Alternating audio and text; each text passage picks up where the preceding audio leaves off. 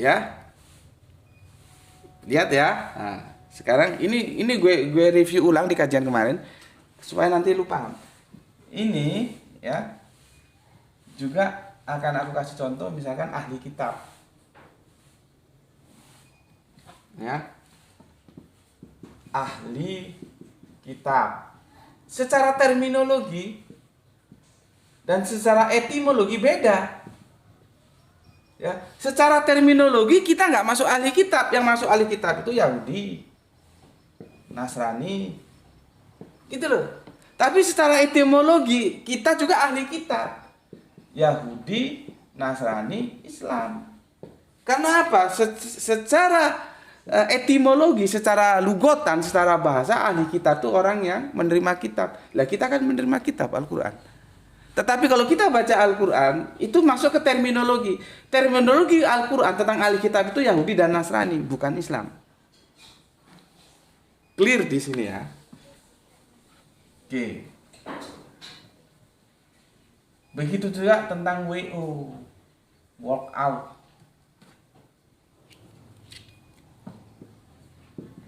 WO ya, itu secara etimologi beda secara terminologi.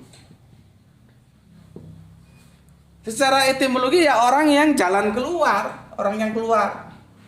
Jalan keluar dari perkumpulan pertemuan. Begini, jadi Pak Erdogan itu ya bisa dibilang walk out enggak? Nanti kita lihat secara etimologi ya.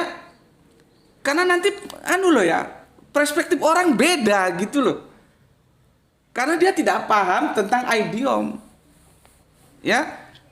Jadi siapapun yang jalan keluar itu ya WO ini. Karena ini WO itu secara etimologi, secara bahasa artinya jalan keluar. Misalkan ya Pak Erdogan itu sebetulnya keluar mau pipis, ya itu ya bisa WO. Kalau tinjauannya etimologi.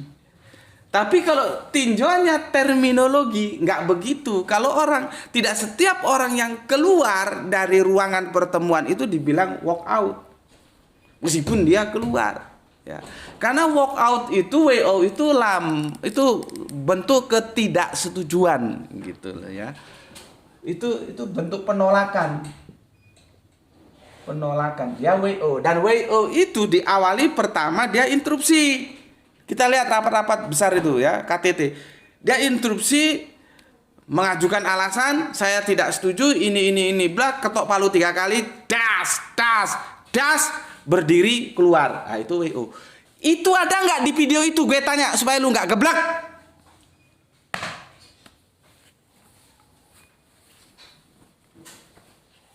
Ada nggak dilakukan Erdogan itu?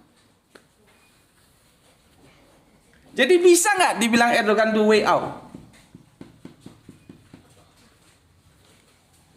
Ya, yang namanya walk out dalam sebuah KTT, dia ngomong dulu, gue nggak setuju. Alasan gue ini, gue ketok palu.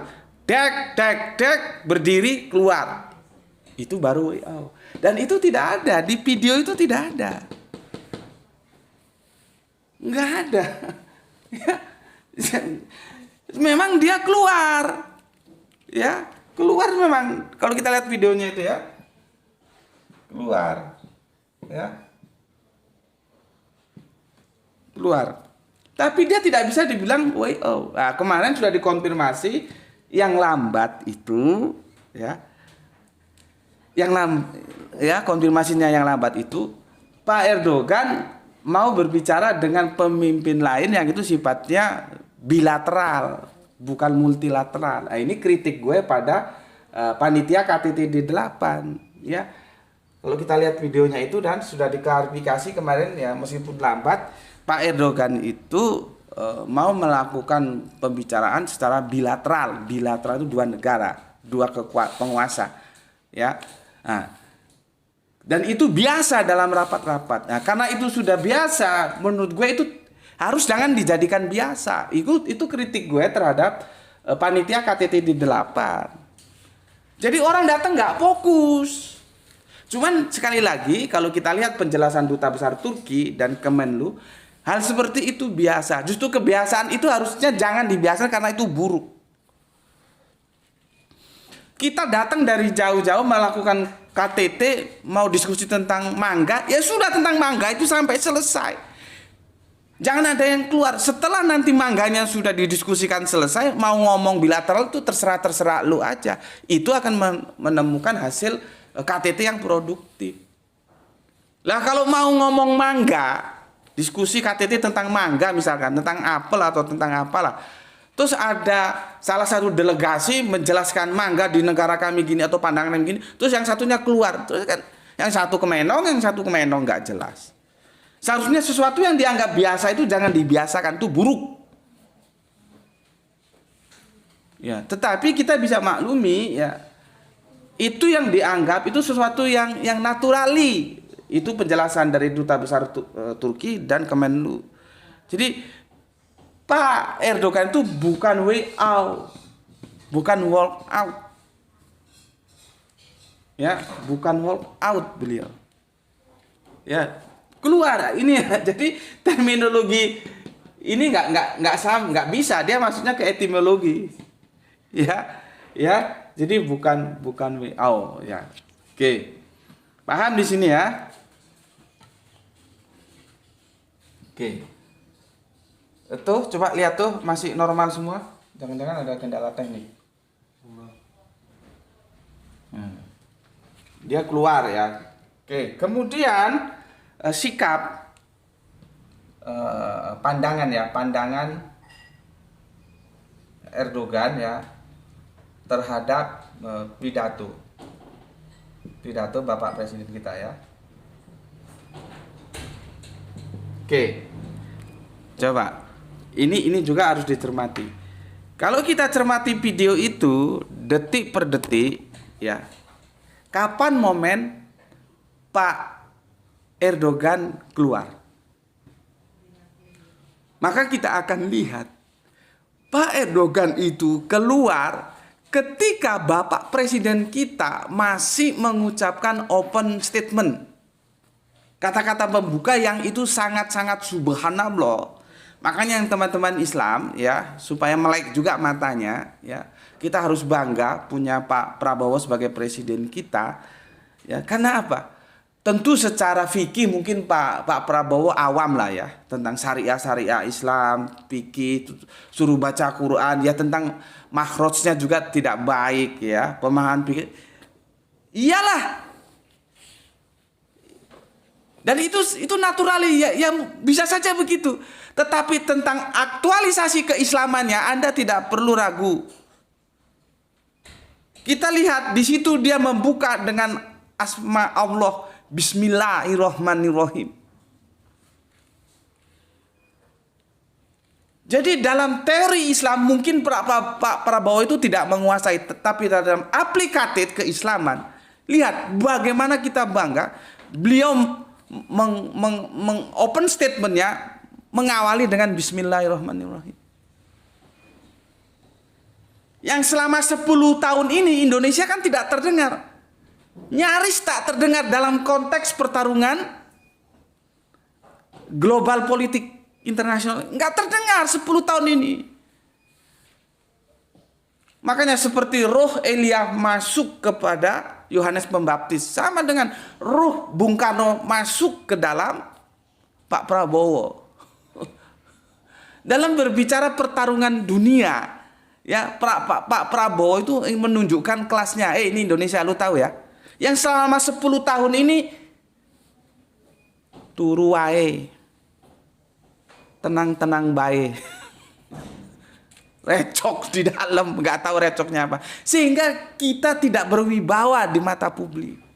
Kewibawaan sebuah negara itu ada 3. Kekuatan militer, kekuatan ekonomi, kekuatan retorika politik.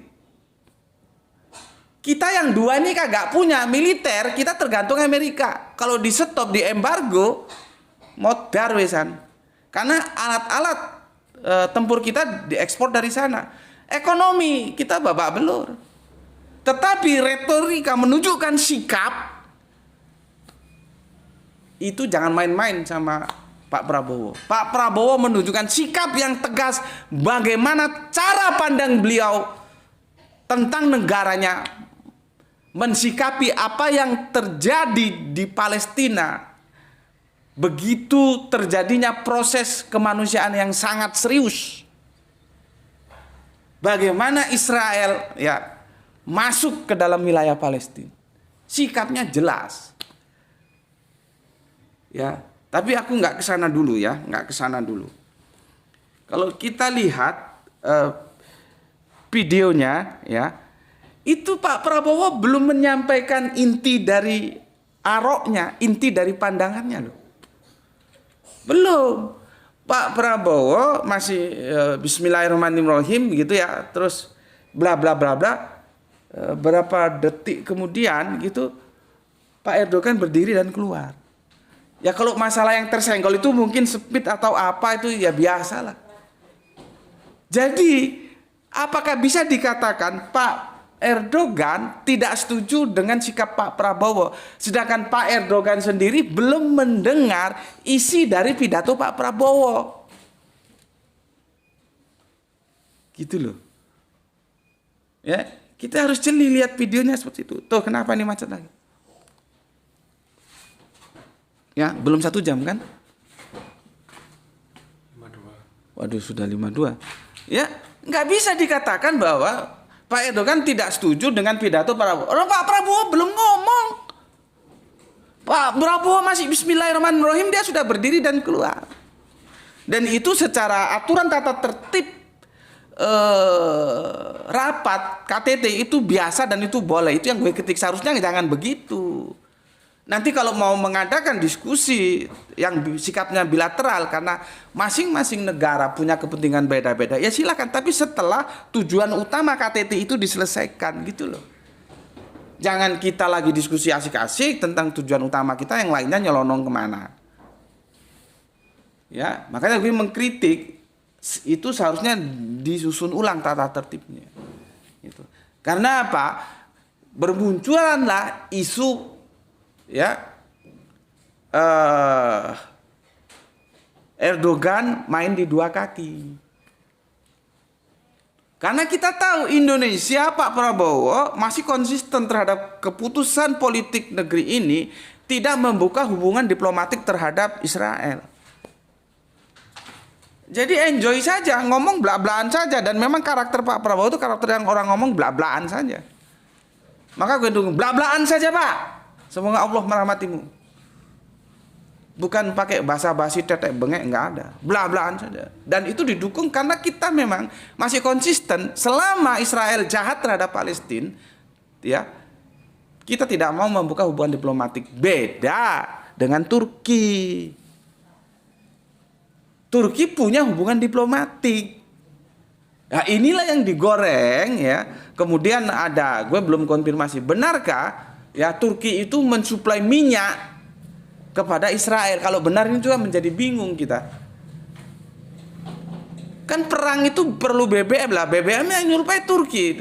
Perang yang dibunuh saudara kita di Palestina. Jadi itulah kalau kita sudah berbicara politik itu tidak sesederhana jaring-jaring laba-laba. Masing-masing ada kepentingan-kepentingan yang berbeda di antara negara-negara ini.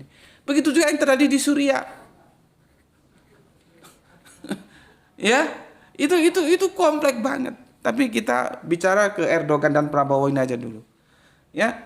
Jadi kalau yang apa namanya?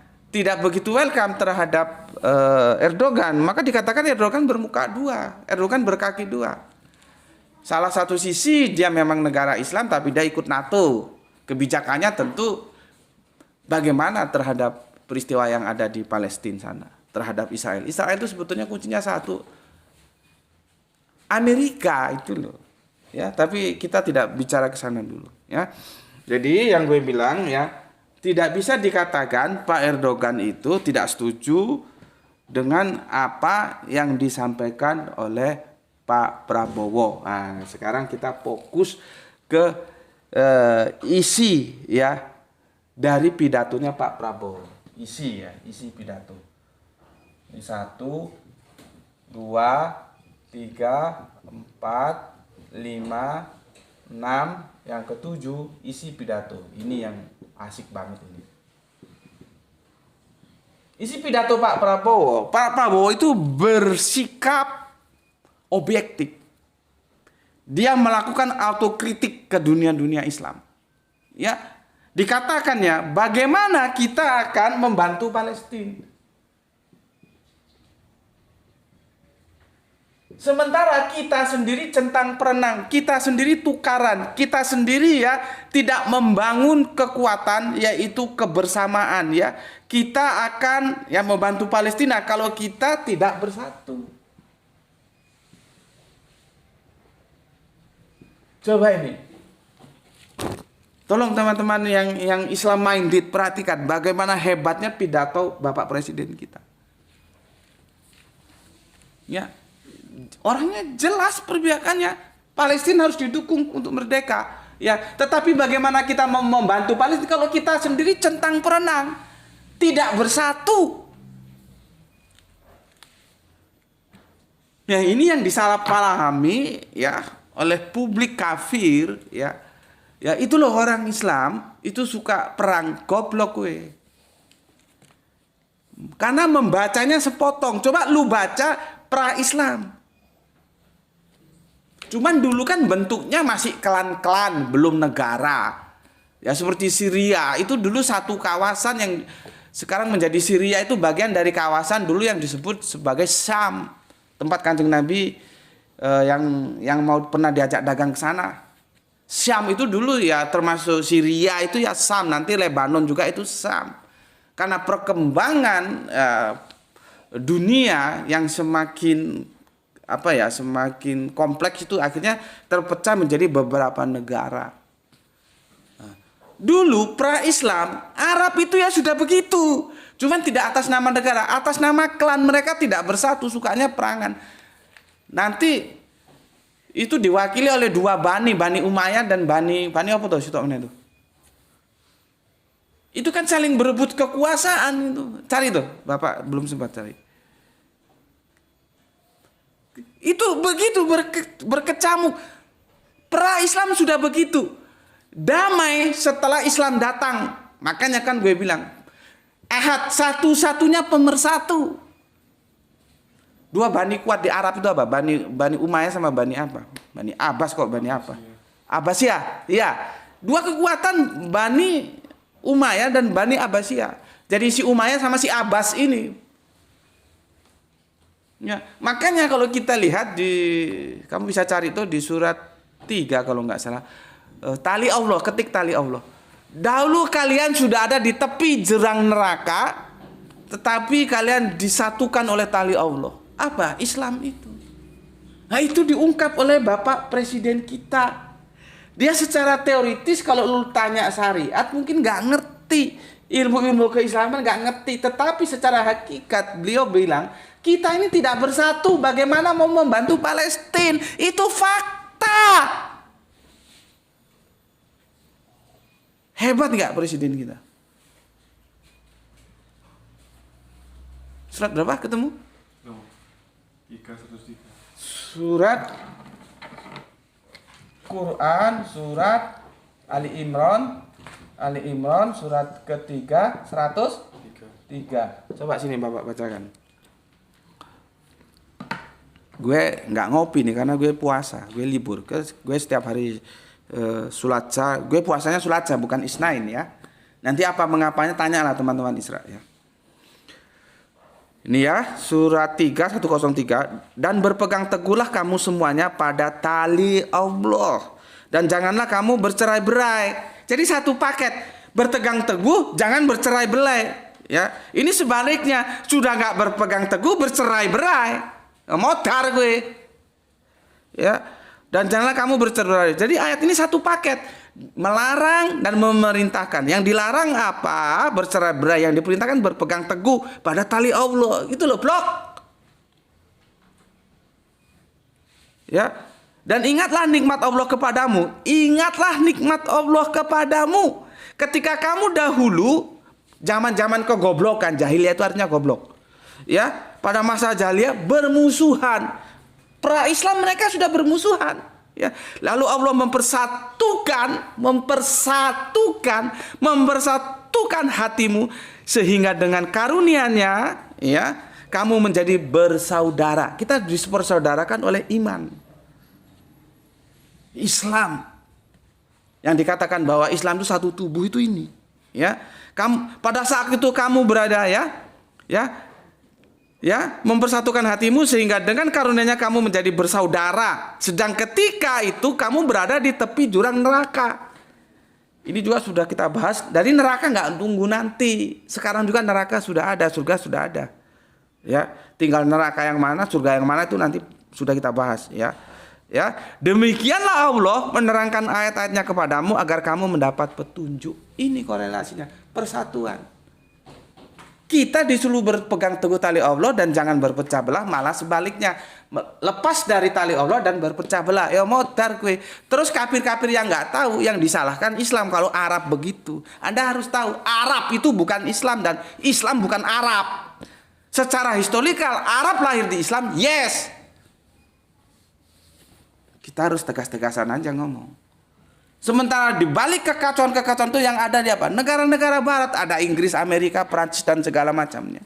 Kenapa Irak akhirnya babak belur seperti itu? Kenapa kemudian Libya? Kenapa kemudian Suriah? Itu ada dalang-dalang di belakang layar. Kenapa Israel sejak tahun Alif sampai tahunnya nggak selesai-selesai, tetap saja melakukan tindakan yang tidak manusiawi terhadap Palestina? Karena ada kekuatan. Coba Israel dibiarkan sendiri aja gitu. Modar gue. Jadi jangan terus ketika Arab itu berperang, berpecah belah terus yang lu diskreditkan Islam, lu goblok apa? Justru Islam itu mengajak bersatu padu, bukan hanya Arab, semua manusia itu bersatu padu dalam tali Allah. Tapi kan la ikraha fiddin. Ini teman-teman Islam harus bisa jelaskan. Jangan di stereotip terus dibilang Islam suka perang. Mbahmu gue. Mungkin mbah-mbahmu dulu suka perang, itu urusan kamu. Di Islam nggak begitu. Ya. Mbah-mbahnya Arab jahiliyah itu suka perang. Begitu Islam masuk, damai dipersatukan. Nah, yang jadi masalah, ketika Kanjeng Nabi sudah mangkat, benih-benih itu mulai timbul lagi. Ini yang harus dibaca. Jadi yang sudah diwariskan mbah-mbahnya dulu, mbah-mbah wong Arabku yang suka perang berdasarkan hegemoni klan-klan, karena kan mereka kan nomaden, berarti kekuasaan wilayah itu kan harus begitu dipegang. Begitu Kanjeng Nabi mangkat, Kanjeng Nabi sedo, Kanjeng Nabi berpulang ke rahmatullah, benih-benih itu mulai timbul lagi. Ya. Lambat terasa mulai tentang siapa yang menjadi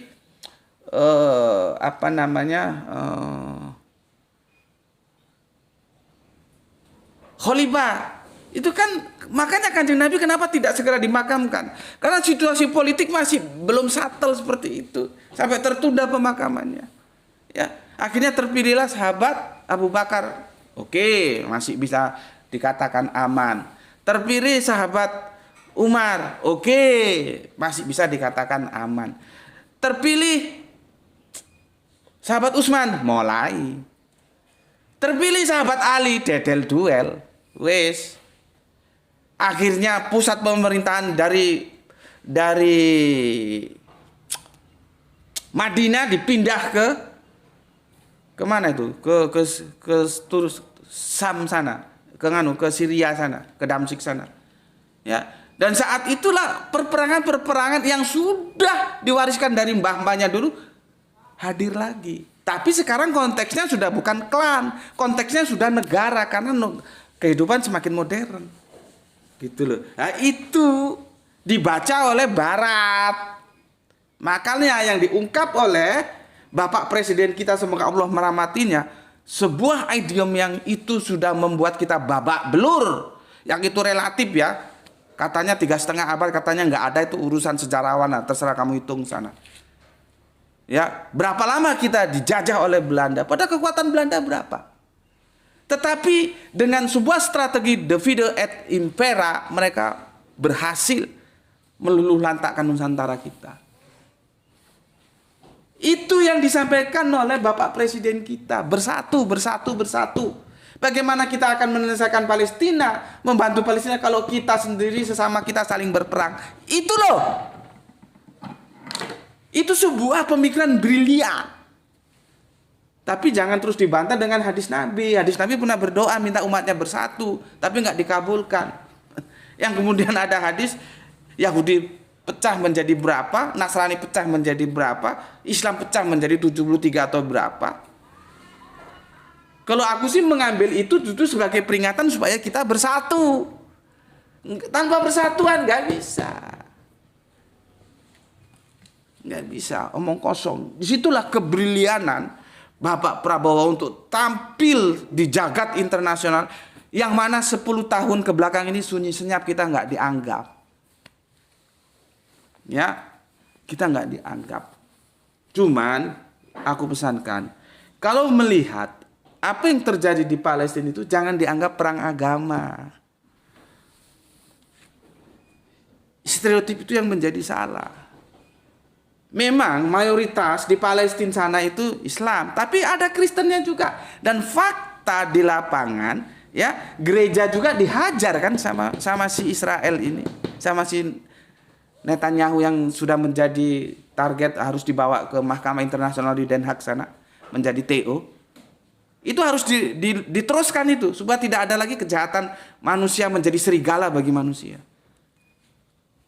Kan sudah menjadi TO, cuman kan tidak semua mendukung. Itulah masalahnya karena kepentingan.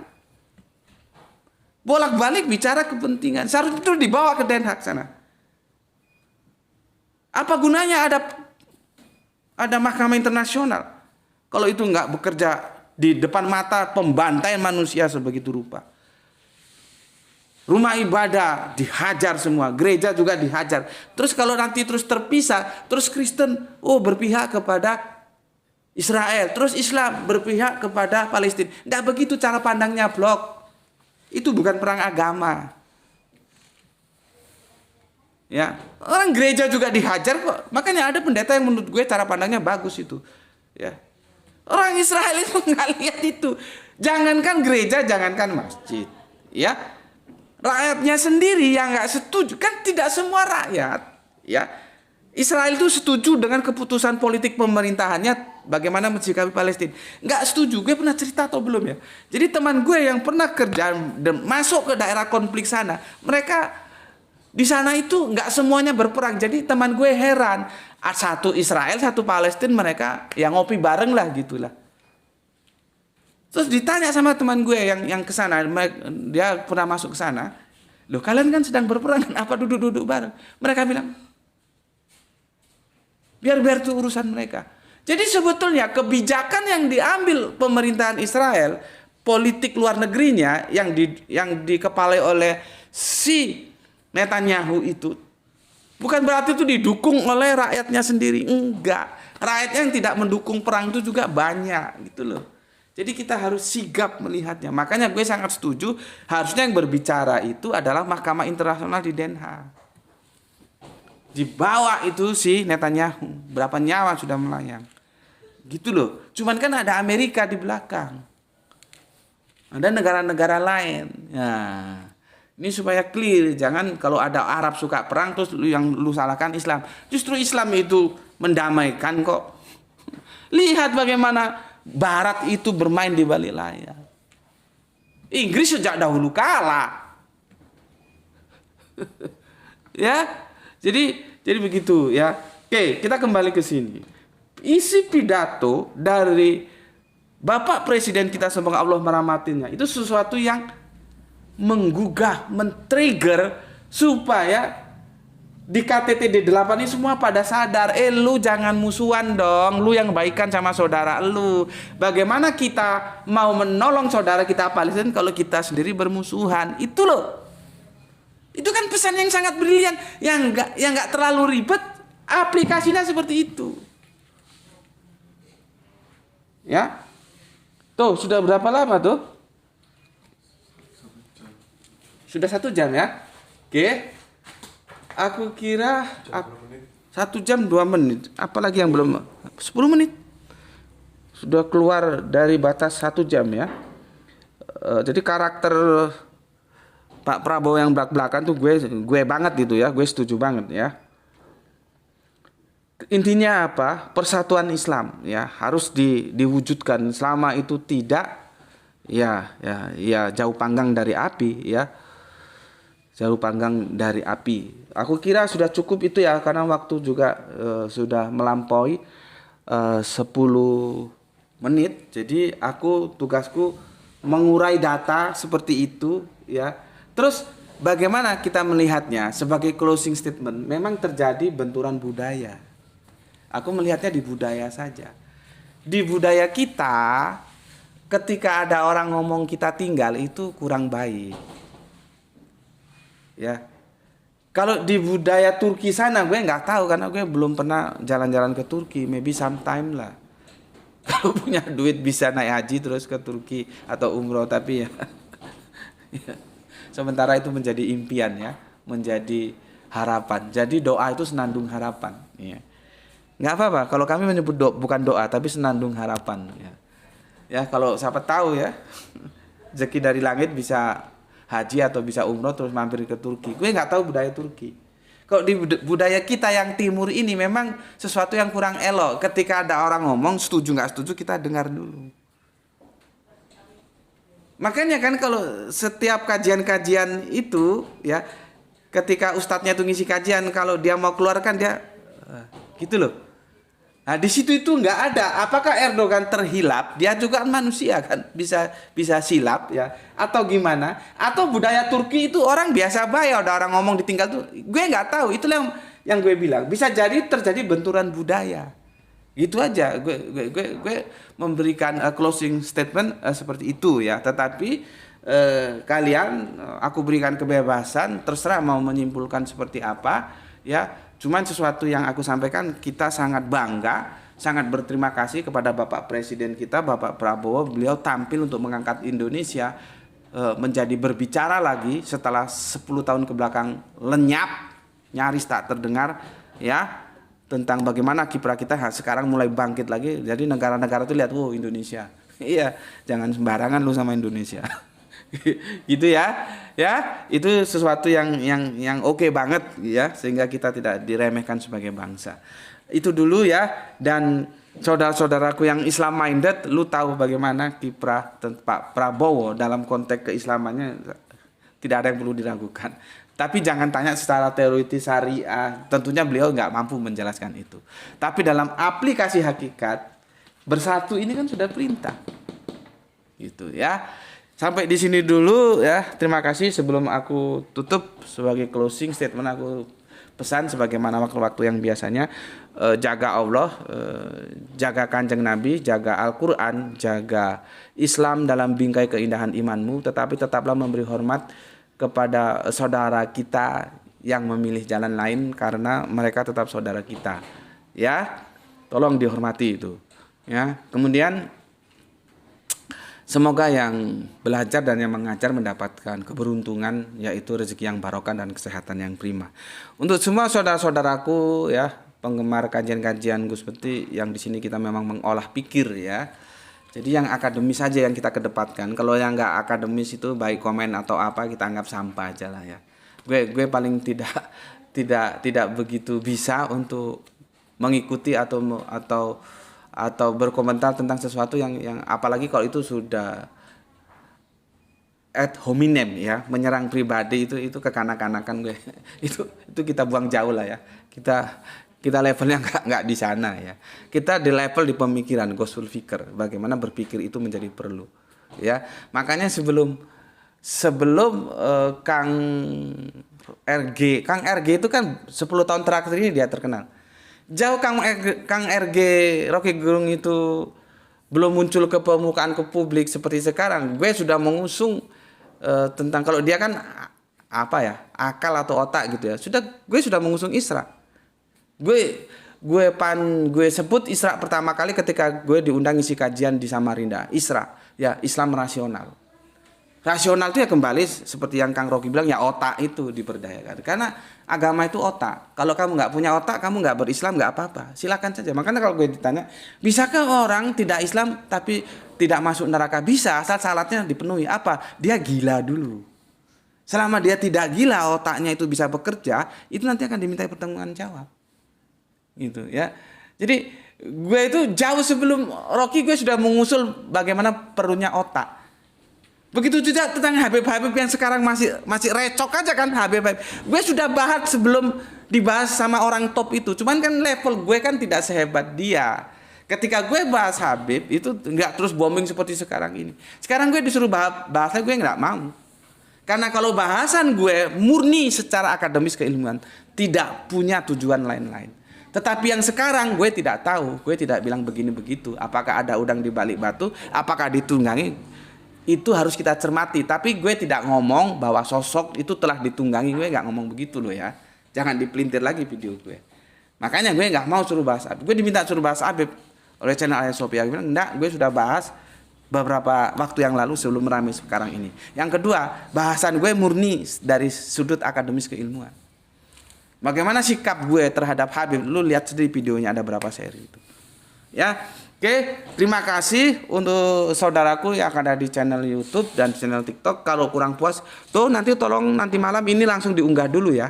Yang lainnya itu bisa dipending dulu ya, tentang Yesus menciptakan itu ya. Ini langsung diunggah, jadikan 2 seri ya supaya nggak terlalu panjang. Nanti teman-teman yang di TikTok, yang di YouTube bisa lihat edisi rekodnya nanti malam diunggah oleh Gra itu pada Isya jam 7. Oke, sampai di sini dulu akhirul kalam. Alhamdulillahirabbil alamin. Matur nuwun.